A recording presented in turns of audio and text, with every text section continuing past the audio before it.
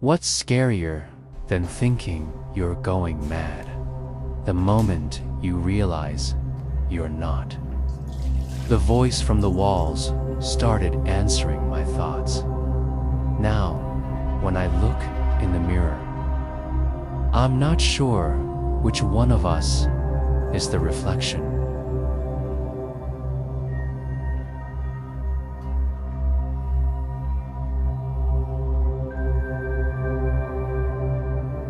This started 2 months ago with a sound from the walls. A simple, dismissible sound. Now I'm not sure the man writing this is even me. I need to get this out, to leave some kind of record before my voice is no longer my own. Maybe it already is when my name is Alex, or at least it was. 2 months ago, I was starting over. A messy breakup had left me with half my stuff and a desperate need for a change of scenery. I found a place online that seemed too good to be true. An old pre-war apartment building on the edge of the city.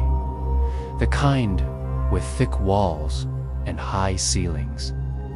The rent was suspiciously cheap, but I was desperate. The landlord, a greasy man named Mr. Henderson, shrugged when I asked about the price. Old building, he'd grunted, needs work, and people prefer modern places. I didn't care.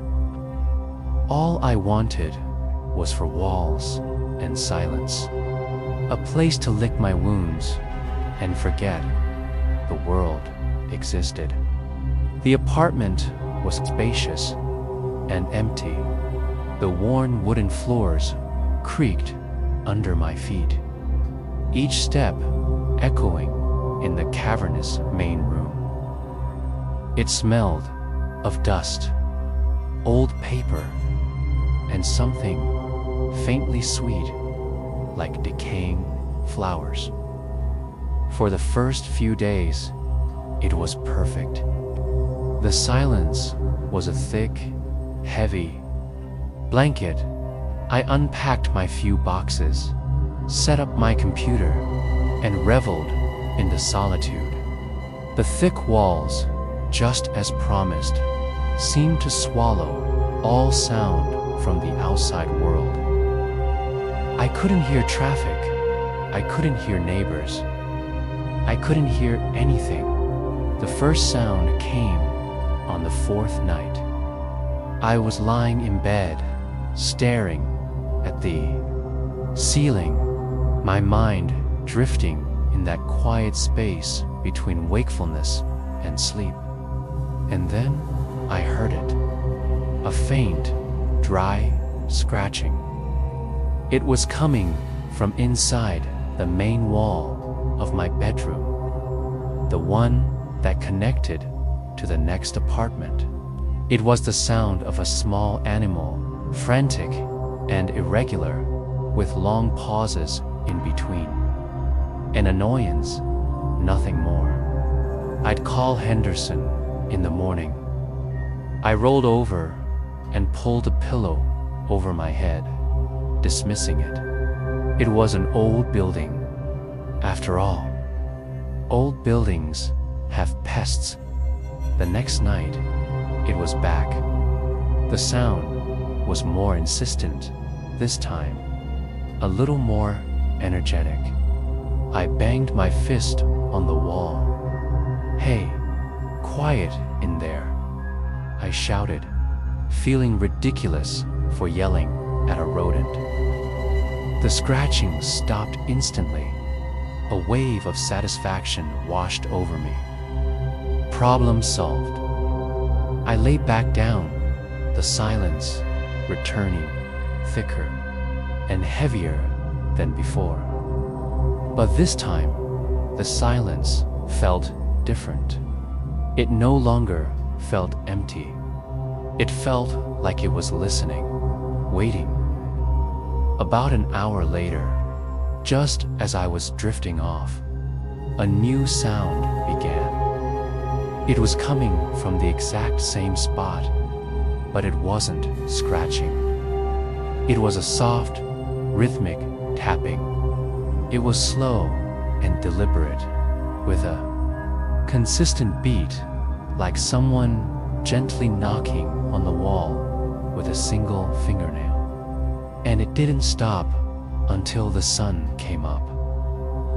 I got maybe an hour of sleep that night. The morning sun streamed through the large windows, erasing the shadows and, with them, my fear. In the bright light of day, the rhythmic tapping seemed absurd, a product of an overtired mind in a strange new place. The building was old. I felt foolish for letting it get to me.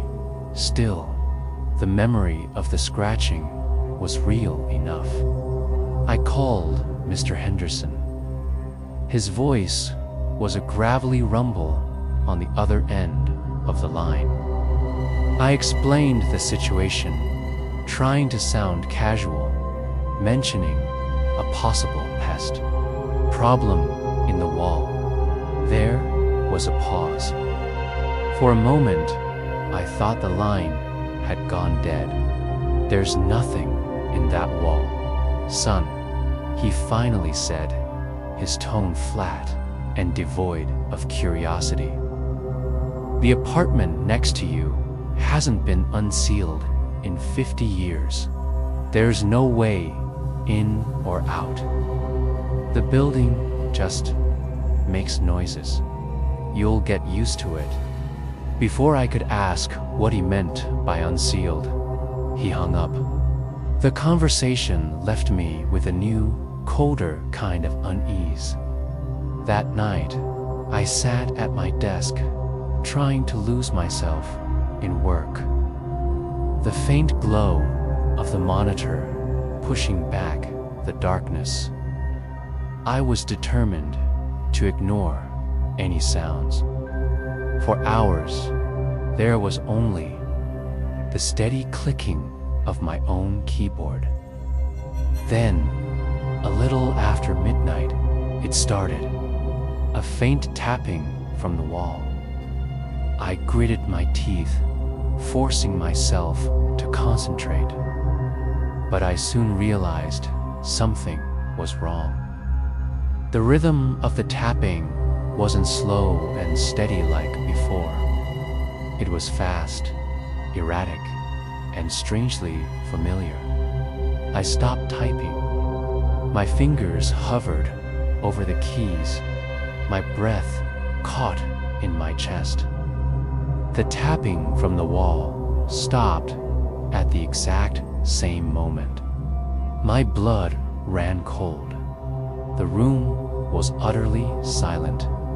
I waited a full minute, my heart pounding. Then, slowly, deliberately, I typed a single word. "Hello." 5 distinct keystrokes. A short pause followed, and then, from inside the wall, the response came. 5 distinct dry taps, perfectly mimicking the rhythm of my typing. I pushed my chair back, a wave of nausea washing over me.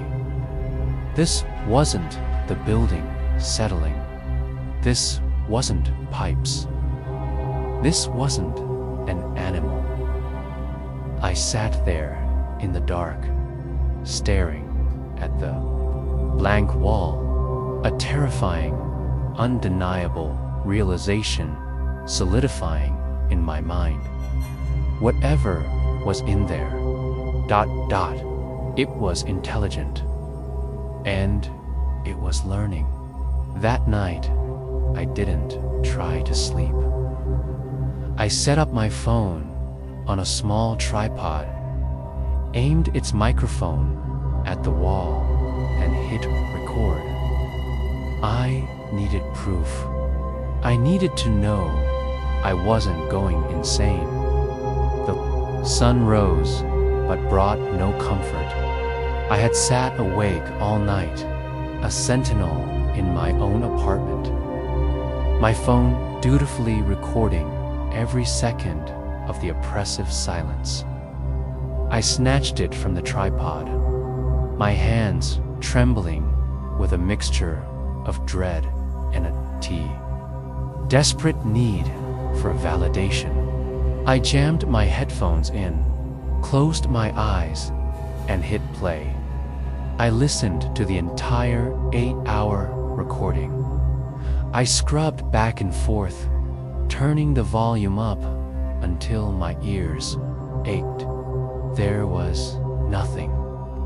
The file contained only the low hum of my computer fan, the distant groan of the building's pipes, and the occasional sound of my own shifting in the chair.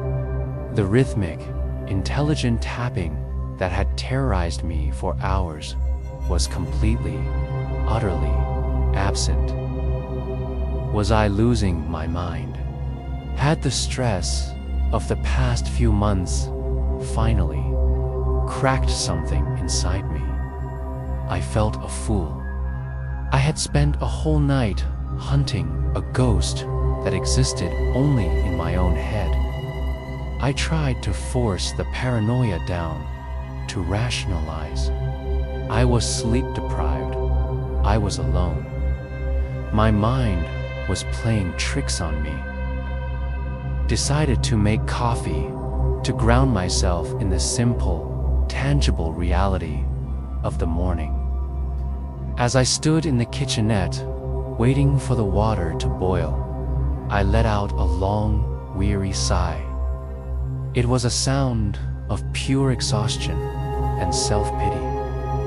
The apartment was silent, and then, a moment later, from the wall, it came back. A perfect, hollow echo of my own sigh. It had the same length, the same tired cadence, but it was dry, papery. It was a flawless imitation of the sound, stripped of the life and breath that had produced it. I froze, the coffee mug halfway to my lips. It couldn't be. It had to be. It had to be a coincidence, an echo from the strange acoustics of the old building. I needed to test it. My heart hammering against my ribs and cleared my throat. It was a distinct, slightly gravelly sound. I waited, every nerve in my body on fire. A beat of silence passed. Then, from the wall, the sound was repeated. A dry, rasping replication of my throat clearing, identical in every way, yet utterly lifeless.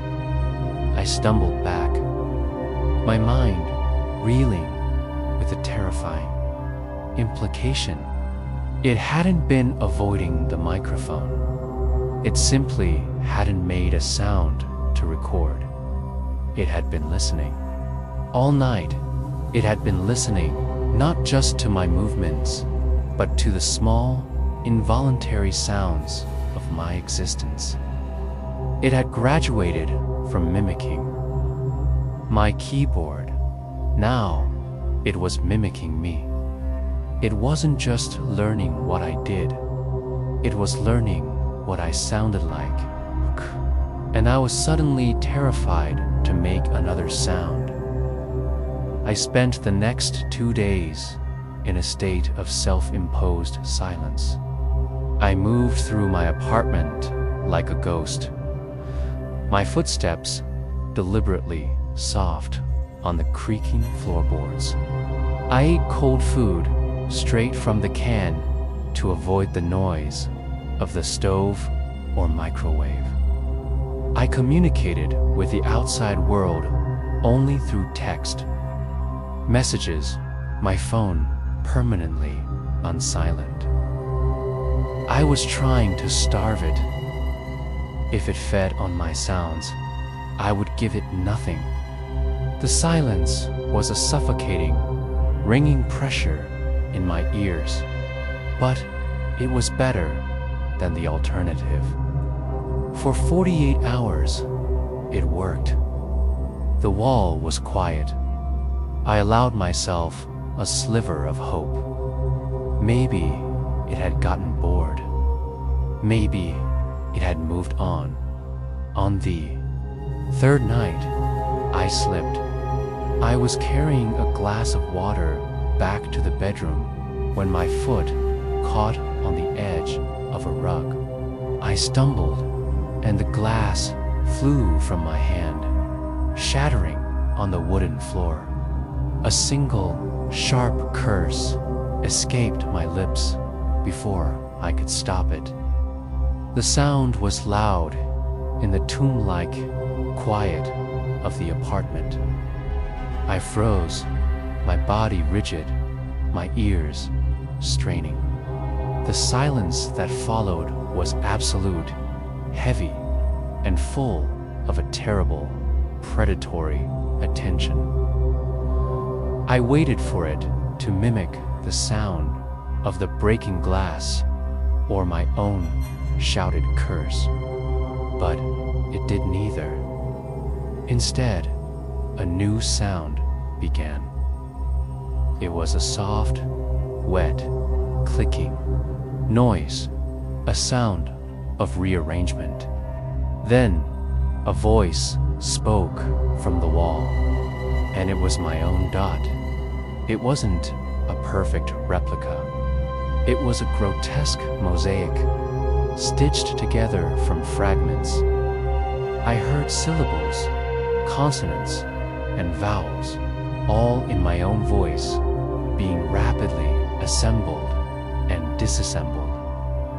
It sounded like someone frantically spinning an old radio dial, catching only slivers of a broadcast, my own broadcast. My blood ran cold as I realized where it had gotten the raw material. The phone calls I'd made in my first few days here. The long, angry, tear-filled argument with my ex-girlfriend. The calls to my mother trying to explain what had happened. It had recorded everything. Then, the fragments began to coalesce. A single word torn from that final, painful phone call echoed from the wall in my own pleading tone. Please. A pause. Then another fragment. Don't. Then another. Leave. It wasn't just mimicking sounds anymore. It was learning language. It was using my own words, my own pain, as its Rosetta Stone. I stood trembling in the darkness, surrounded by the phantoms of my own voice, a visceral violation that scraped at the inside of my soul. It was ransacking my life for parts. The disjointed babble from the wall continued for an hour, a horrifying, nonsensical cacophony of my own voice. And then it fell silent. After a long, tense moment, 3 words emerged from the wall, slow, deliberate, and perfectly clear, stitched together flawlessly in my own voice. I can talk. That was the turning point. The moment my quiet paranoia spiraled into active, waking terror. It wasn't just a mimic anymore. It was a student, and it was a fast learner. Bedroom wall, as I could get. Listening to it, practice. It would repeat words and phrases it had stolen from me, testing their sound, their weight. "Hello," it would say in my voice. "The rent is cheap." Each phrase was a ghost, a memory twisted into something monstrous. It was like listening to a recording of my life being edited by a psychopath, the hope of starving. It was gone. It had a library of my sounds to draw from now. My only recourse was to escape. I couldn't sleep here. I couldn't live here. The next morning, fueled by coffee and raw fear, I started packing. I moved with a frantic, desperate energy, throwing clothes and books into boxes. The sounds of my haste echoing through the apartment. I didn't care if it hurt me. I just had to get out. As I was taping up a box, it spoke again from the wall. Its tone no longer experimental, but conversational. "Are you leaving, Alex?" it asked in a perfect, fluid imitation of my own voice. I froze, the roll of tape falling from my hand. It had never used my name before. It had only repeated it. Now, it was addressing me. My mind raced. How did it know? It couldn't see me. It was just a thing in the wall. Unless, ... My eyes darted around the room, a new, sickening suspicion dawning. I had set up my laptop on the desk facing the main room. Its webcam, a single, tiny, dark eye. I always left it open. Had it been watching me? Could it somehow access my Wi-Fi? The idea was insane, impossible, but no more insane than a creature in the walls, learning to speak by listening to my phone calls. I walked slowly towards the laptop, my heart pounding a frantic rhythm. I didn't want to look at the screen. I was terrified of what I might find, but I had to know. I stood over the laptop and forced my gaze downwards. The screen was off, in sleep mode, but the small, green indicator light next to the webcam, the one that only ever turns on when the camera is active, was lit. It had been on for days. A choked, strangled gasp escaped my throat. It wasn't just listening. It wasn't just talking. It was watching my every move. It had been my silent, unseen roommate from the very beginning. The apartment wasn't a home. It was a terrarium. And I was the specimen. The sight of that small green light broke something inside me. The walls of my sanity, which had been cracking for days, finally crumbled.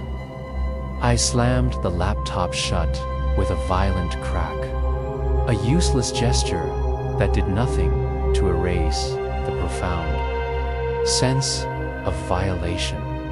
I felt naked, exposed, my every private moment for the past week catalogued and observed by an unseen intelligence. "I see you, Alex," the voice from the wall said, a hint of what sounded like amusement in its stolen tone. "You can't hide. What are you?" I screamed at the blank, painted surface. "What do you want from me?" The only answer was a soft, dry chuckle. My own chuckle, to be precise. One I'd made during a call with my sister a week ago. The sound, stripped of its original context and joy, was utterly chilling. It was mocking me. I abandoned all pretense of packing. My plan to flee felt childishly naive. How do you run from something that can see through your own computer? How do you escape something that is already inside your life, wearing your voice like a mask? I felt trapped, not just in the apartment, but in my own existence, which it was, slowly but surely colonizing. That evening, I sat on the floor, my back against the far wall, just staring at the source of my torment. I had to understand.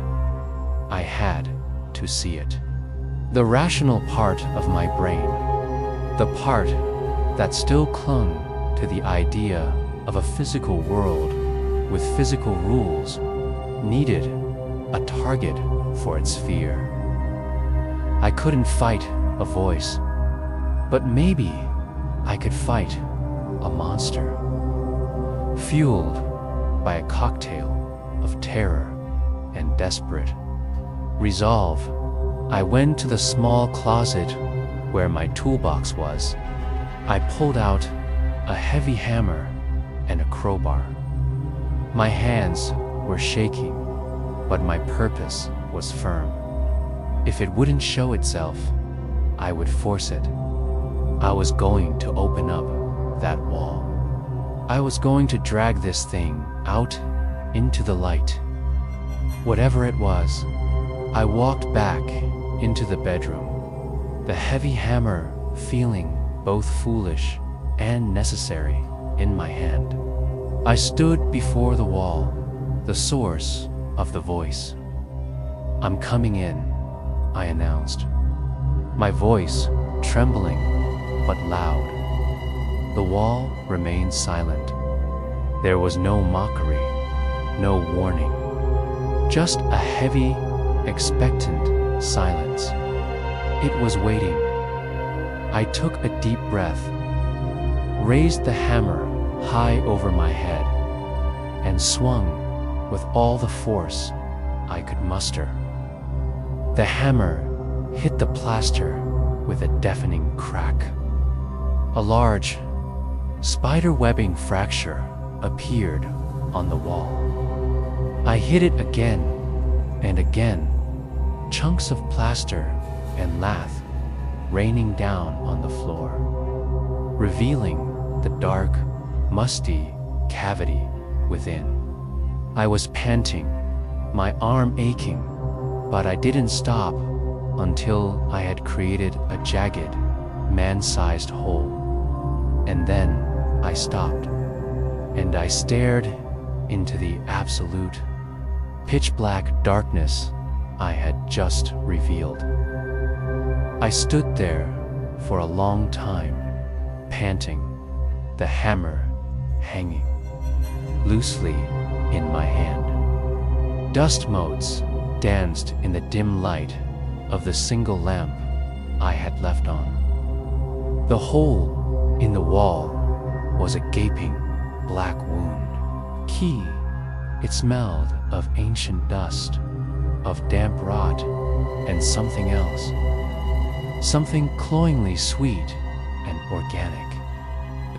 I'd noticed when I first moved in, the silence from within was absolute, a profound and unnerving void. I expected something to lunge out, to screech, to reveal itself. Nothing happened. The darkness was as still and inert as a photograph. I leaned closer, my heart pounding, a frantic tattoo against my ribs. I needed a better look. I fumbled for my phone, my hands clumsy with adrenaline, and turned on its flashlight. I aimed the bright, clinical beam into the hole. The space between the walls was narrow, no more than 3 feet across. It was a forest of old pipes, electrical conduits, and the rough, splintered wood of the building's frame. It was filthy, choked with decades of dust and cobwebs. I swept the beam of light up and down, left and right, my eyes scanning for any sign of a nest, a creature, anything. There was nothing. It was just a space, an empty, forgotten, dirty space. Disappointment, sharp and confusing, washed over me. Was it possible? Had I been wrong? Had the sounds been echoing from somewhere else in the building's labyrinthine structure?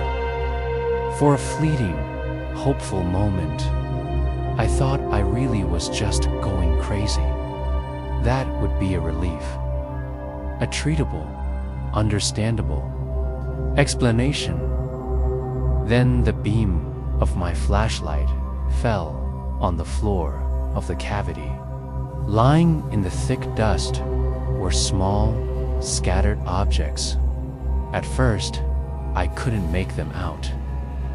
I crouched down, pushing my head and shoulders through the jagged hole to get a better look. They were teeth, dozens of them.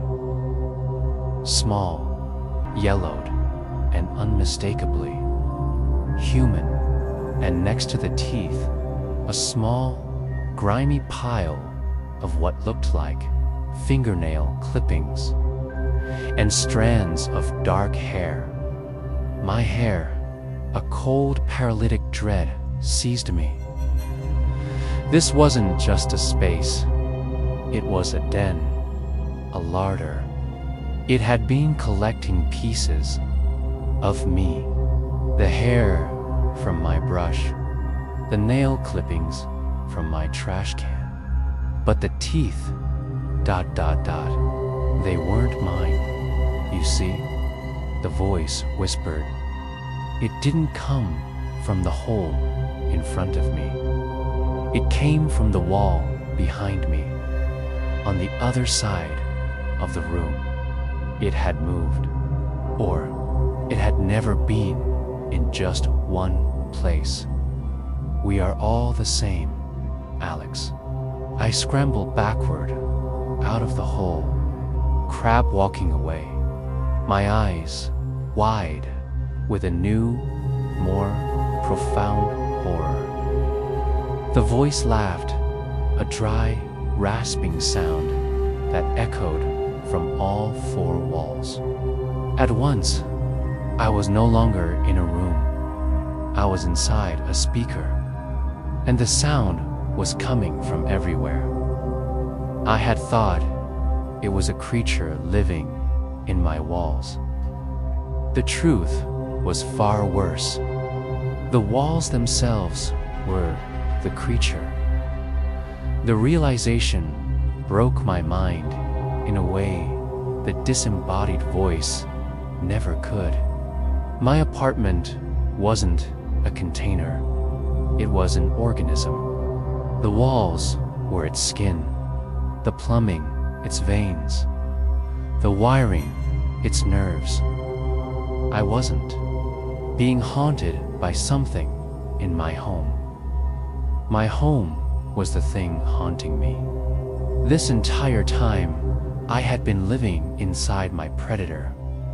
I scrambled to my feet and fled the bedroom, not even glancing at the dark wound I had created in the wall. The living room, once a symbol of my newfound freedom, now felt like the pulsating, cavernous stomach of some colossal architectural beast. The very air felt thick and heavy, like I was breathing in its exhalations.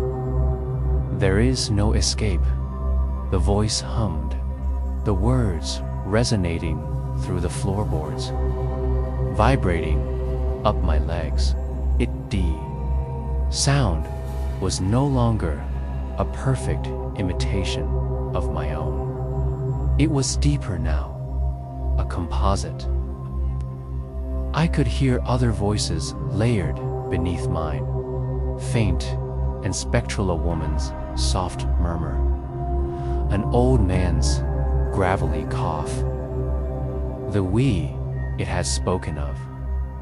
I ran to the front door, my only thought to get out into the hallway, into the world that was still governed by the laws of physics and biology I understood. I grabbed the old brass doorknob and twisted. It wouldn't turn. I rattled it, my panic rising. It was stuck. I threw my shoulder against the heavy wood, again and again. It was like trying to break down a mountain. The door, which had opened so easily just days before, was now fused to its frame. "I decide when you leave," the voice rumbled, a sound that seemed to make my teeth ache. I backed away from the door, my eyes darting around the room, searching for another way out. The windows. They were large, old, single-paned windows, looking out onto a fire escape. I ran to the nearest one and fumbled with the lock. It was rusted shut. I picked up a heavy floor lamp and, with a desperate cry, swung it at the glass. The lamp connected with a dull, sickening thud, but the glass didn't shatter. It didn't even crack. Instead, it bulged outward, stretching like a thick, rubbery membrane. The shape of the lamp's base momentarily imprinted on it before it snapped back into place, completely unscathed. I stared at it, my mind refusing to process what I had just seen. The voice chuckled again, the composite sound, a horrifying chorus of past tenants. "The skin is strong." I was sealed in. The cheap apartment hadn't been a bargain. It had been bait. I was just the latest in a long line of occupants, swallowed whole and slowly digested by a living, breathing building. The strange, sweet smell I'd noticed wasn't decaying flowers. It was the smell of decomposition. Defeated, I collapsed onto the floor in the center of the living room. The fight drained out of me, replaced by a cold, hollow resignation. I was an insect in a jar, and the lid was screwed on tight. The house, or whatever it was, had won. I curled into a ball on the creaking floorboards, my only wish to become so small that the creature would forget I was even here. But it had no intention of letting me rest. The psychological assault began. "You never loved her, did you, Alex?"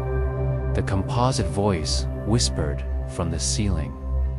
It used my own tone, but infused it with a cold, analytical curiosity.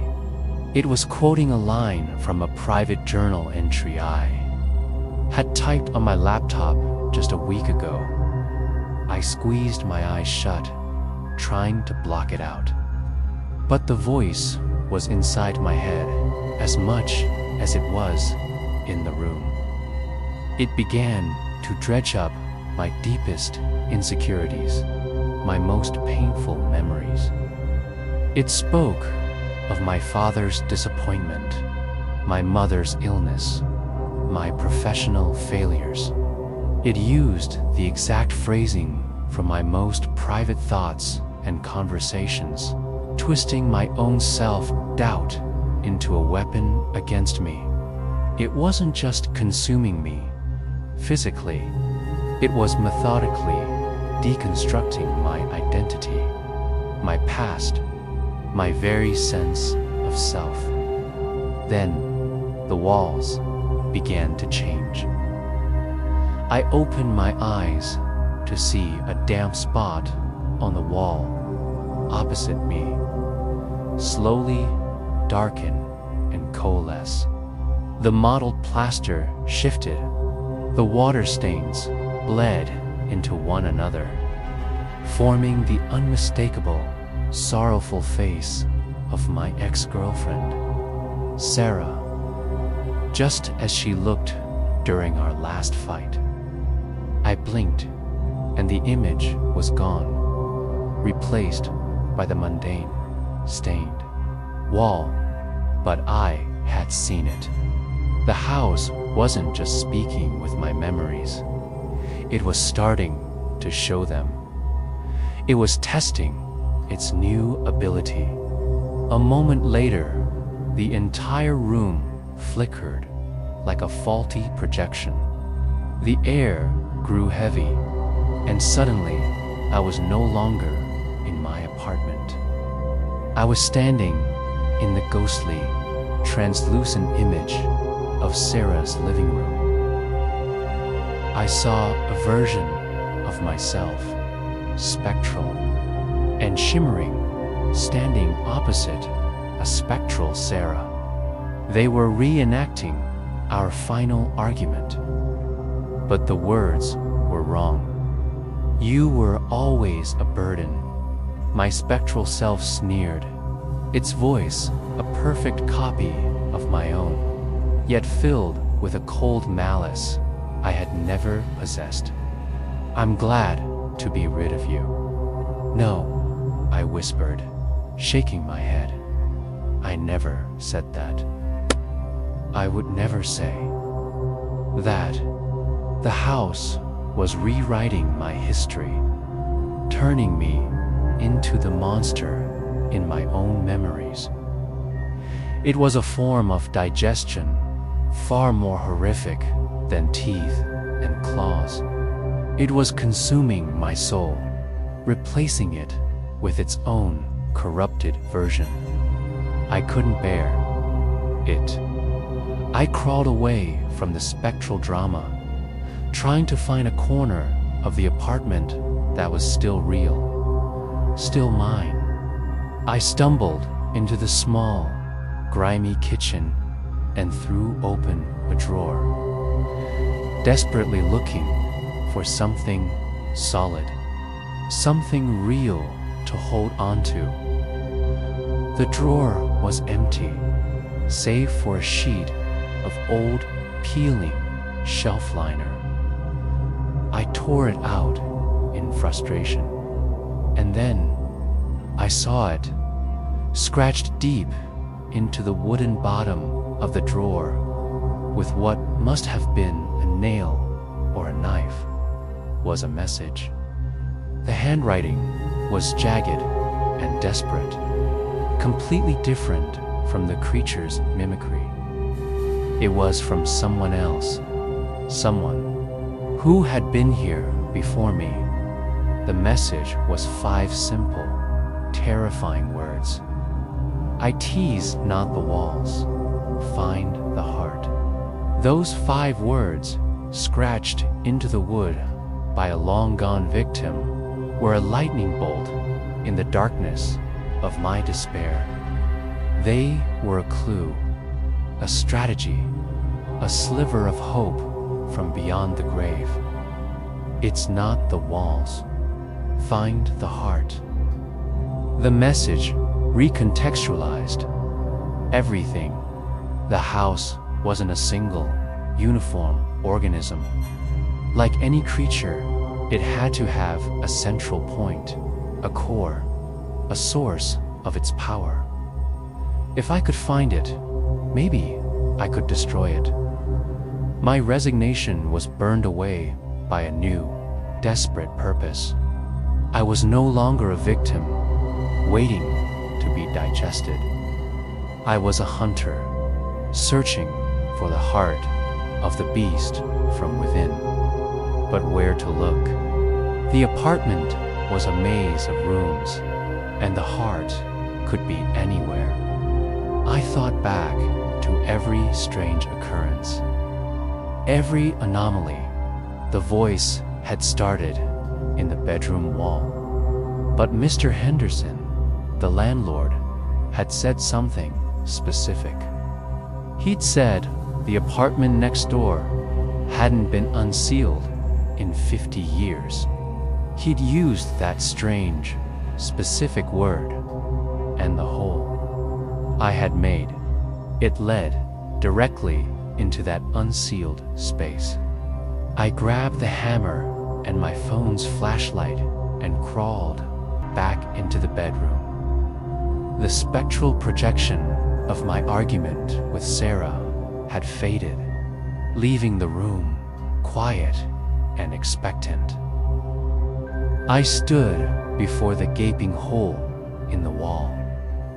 The darkness within no longer felt like a simple void.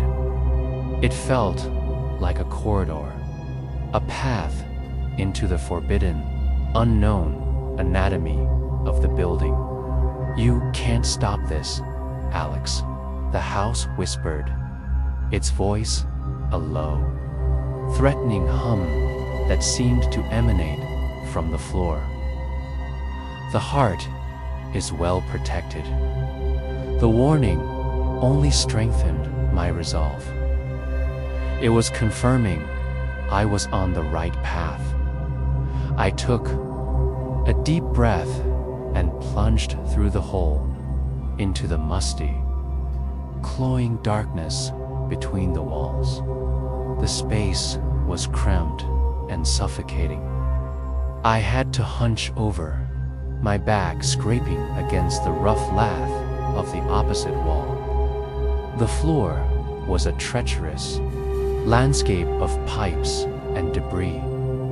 I swept my flashlight beam ahead of me, illuminating the path. I was moving parallel to my own apartment, heading deeper into the building's structure. The air was thick with the sweet smell of rot, and it was getting warmer, a strange, humid heat that felt unnervingly biological. After about 20 feet of slow, painful shuffling, my flashlight beam caught something, a wall. But it wasn't a wall of plaster and lath. It was an old, solid brick wall, cutting through the space between the apartments. It was the original structure, Henderson's seal. But in the center of the wall, there was a doorway, or what used to be a doorway. It had been bricked up, but the job was crude, the mortar crumbling and loose. And from the cracks in that bricked up doorway, a faint, sickly, purple light was pulsating, casting long, dancing shadows down the narrow corridor. It pulsed in a slow, steady rhythm, the rhythm of a heartbeat. I had found it. The house knew my intent. The moment I set my sights on the bricked-up door, the atmosphere shifted from passive observation to active defense. The low, rhythmic pulsing of the purple light intensified, and the air in the narrow space grew thick and hot, like the inside of a feverish body. The previous one tried too, the house voice whispered, its composite tones laced with something like ancient pity. He was not strong enough. You are no different. We'll see about that, I muttered, wedging the tip of my crowbar into a crumbling mortar line. I put my weight into it, and with a gritty screech, a single brick came loose. It fell to the dusty floor with a heavy thud. The purple light from within flared, and the steady, rhythmic heartbeat quickened, becoming frantic and agitated. I worked with a feverish intensity, prying out brick after brick. Sweat poured down my face, stinging my eyes. The walls around me began to change. A dark, viscous liquid, like black ichor, started to ooze temperatures down the wooden beams, dripping onto the pipes with a sizzle. The heat intensified until it was almost unbearable. The house was fighting back, trying to cook me alive in its own guts. But the physical assault was just a distraction. The real attack came from my mind. A shimmering, translucent figure appeared in the narrow space in front of me, blocking my path. It was Sarah. She looked terrified, her face pale and streaked with spectral tears. "Alex, stop," she begged, her voice a perfect, heartbreaking echo in the suffocating heat. "Please." I froze, the crowbar halfway to the next brick. "You're not real," I choked out, my resolve wavering. "I am. It linked me to this place, to itself. When you heard it, you hurt me," she cried, reaching a ghostly hand towards me. "Don't you understand? The heart. It's keeping me alive in here. If you destroy it, you'll kill me too." It was the perfect deception. It twisted my mission into an act of murder, using my own lingering love and guilt as a shield. For a heart-stopping moment, I believed her. I saw the pain in her eyes, heard the desperation in her voice, and I faltered. But then I remembered the teeth, the fingernails, the other voices layered in the house's speech. She wasn't the first. The house was a predator. "Not her," I snarled, a wave of pure, clarifying rage washing over me. "You are just a memory, and I'm erasing you." I ignored her choked sob and turned back to the wall, attacking the remaining bricks with a renewed, furious strength. And pried and clawed, ignoring her screams, until the last brick fell away, revealing the room beyond. I shone my flashlight through the opening. It wasn't another apartment. It was a nest. The room was a biomechanical nightmare, the walls covered in a pulsing, fleshy membrane. Thick, vein-like cables snaked from this membrane and fused directly into the building's main electrical conduits and plumbing. And in the center of the room Suspended in a web of these cables was the source of the light. It was a huge, fleshy, grotesquely organic mass pulsating with a sickening purple glow. A tumorous, parasitic heart latched onto the skeleton of the building, feeding on its power and the lives of its inhabitants. I stepped through the broken doorway into the nest. The heat was a physical blow, thick and suffocating. The air was saturated with the sweet, sickening smell of rot and ozone. The fleshy membrane on the walls pulsed in time with the heart, and the vein-like cables throbbed with stolen power. It was like standing inside a diseased body. "Get out!" the house screamed. The voice no longer a coherent chorus, but a cacophony of 100 tormented souls shrieking in unison. The spectral image of Sarah appeared before me again.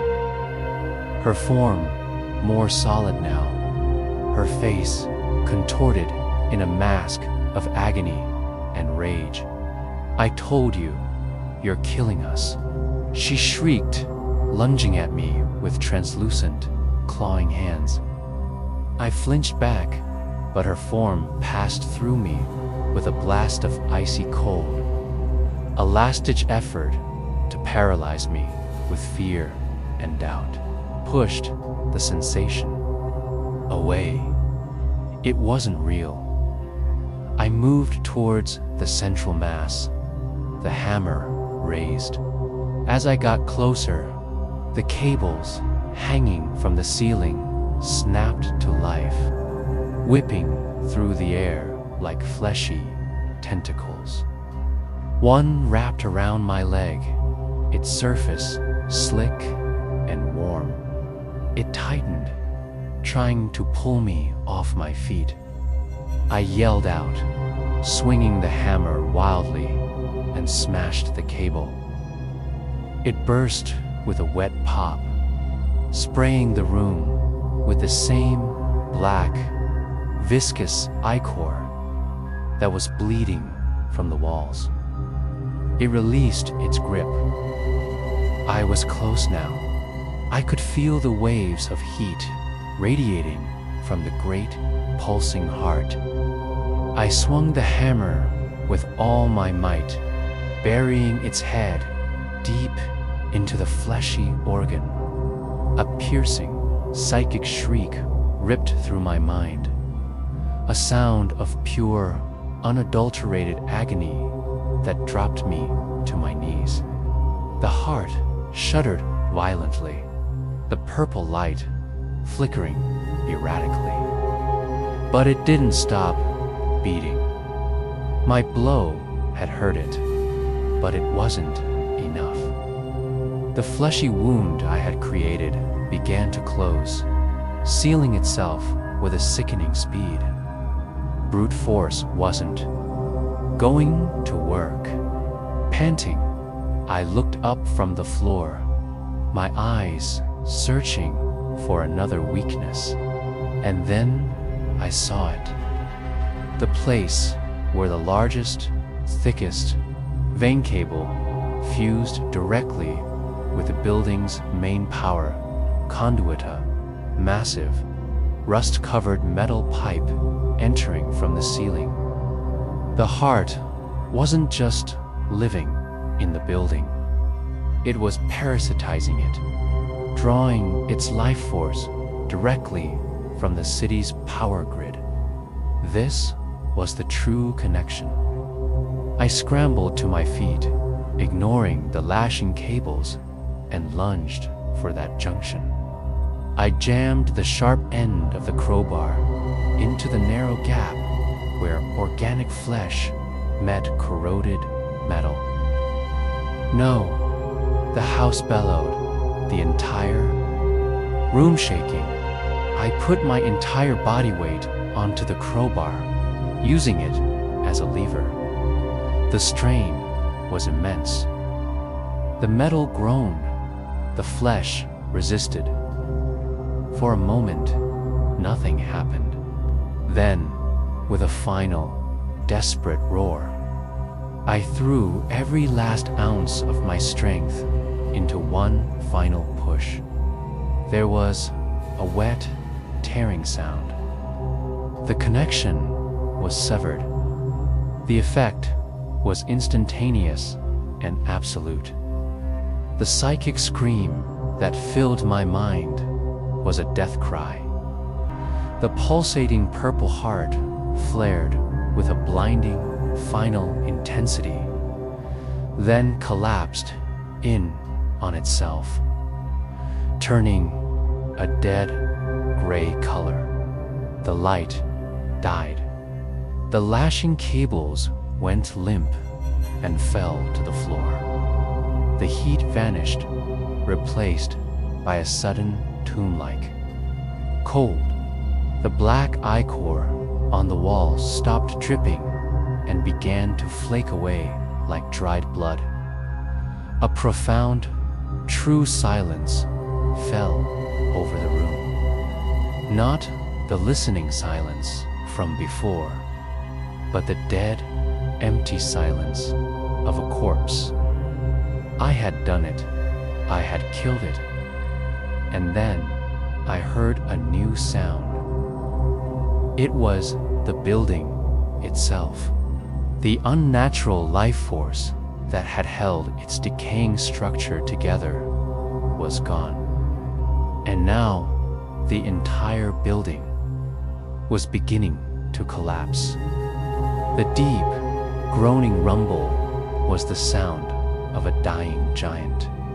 The unnatural life force that had held the building's decaying structure together, that had kept its rotting timbers strong and its crumbling foundation stable, was gone. My victory had just signed my death warrant.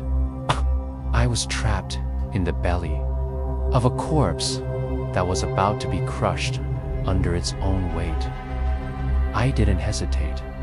I scrambled back through the broken doorway, out of the dead, fleshy nest, and into the narrow space between the walls. The building convulsed around me. A blizzard of century-old dust rained down, choking me, blinding my flashlight beam. The splintered beams above me groaned, threatening to give way. The floorboards swayed under my hands and knees. I pushed forward, driven by pure animal instinct. When I reached the jagged hole leading back into my bedroom, I saw that the plaster around it had crumbled further, partially blocking the opening. I squeezed through, scraping my back and shoulders, and tumbled back into my apartment. The room was almost unrecognizable. The air was clear of malice, but thick with plaster dust. Huge cracks raced across the ceiling and down the walls. Hole I had made now looked like a lifeless wound in a crumbling facade. The house was dying, and it was taking my apartment with it. I staggered to my feet and ran for the front door. The floor tilted beneath me like the deck of a sinking ship. A massive crack shot across the living room floor, splitting the room in two. I leaped over it just as a section of the ceiling collapsed where I had been standing, showering the spot with debris. I reached the front door, my heart sinking as I remembered it was sealed shut. I grabbed the knob anyway. A final, hopeless gesture, it turned. It turned easily in my hand. With a simple click, the lock disengaged. The magic that had held it fast was broken. I threw the door open and plunged into the relative safety of the building's main hallway. It wasn't much safer. The entire stairwell was in chaos. The lights flickered and died, plunging me into darkness, lit only by the emergency lights on the floor below. People were screaming from other apartments as they, too, realized the building was coming down. The whole structure was screaming its death agony. I didn't look back. I flew down the stairs, taking them 2 or 3 at a time, my hands sliding. Along the shaking railing, I burst out of the main entrance and onto the street, collapsing onto the cold, wet pavement, gasping the cool night air. I pushed myself up and scrambled across the street, not stopping until I was a safe distance away. And then I turned and looked back. It didn't collapse in a cloud of dust like a normal demolition. It slumped like a great beast whose spine had been shattered. The entire building seemed to sag in the middle. The roofline bowed inward. The windows shattered in a wave from the top down, with a final soul-shaking groan that echoed through the empty streets. It folded in on itself, disappearing into a heap of rubble and a rising cloud of black dust. And then there was silence, a real, profound silence. I sat there on the curb, shaking, covered in filth and blood. A lone survivor watching the grave of his tormentor settle. In the distance, I heard a new sound approaching. The sound of the real world rushing in to find out what had happened. The official story. The one that ended up in the city archives and the local news was simple, clean, and utterly wrong.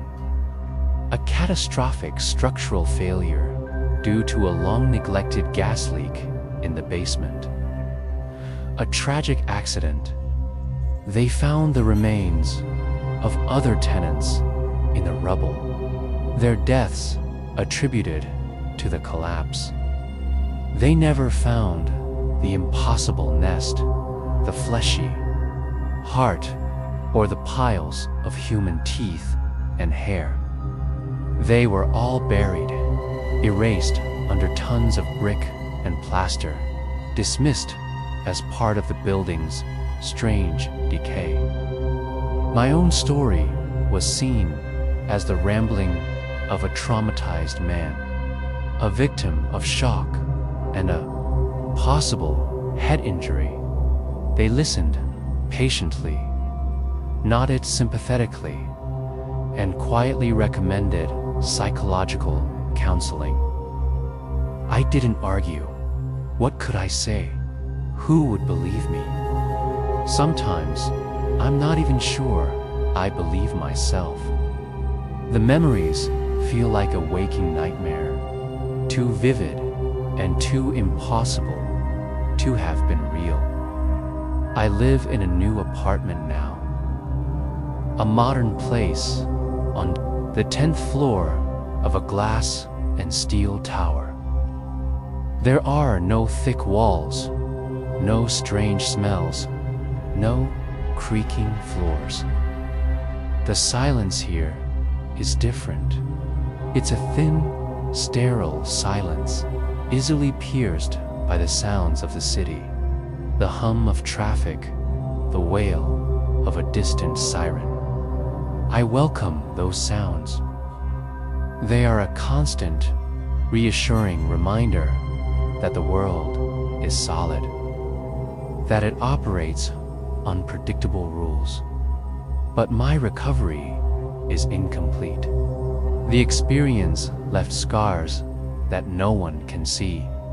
I have developed a strange, specific set of phobias. I can't stand the sound of my own voice on a recording. I compulsively cover the webcam on my laptop with a piece of tape, and I find myself listening, always listening to the quiet moments in my apartment, my body tensing at any unexpected sound, a dripping faucet, a humming refrigerator. The settling of the building in the wind each one sends a jolt of cold, familiar dread through me.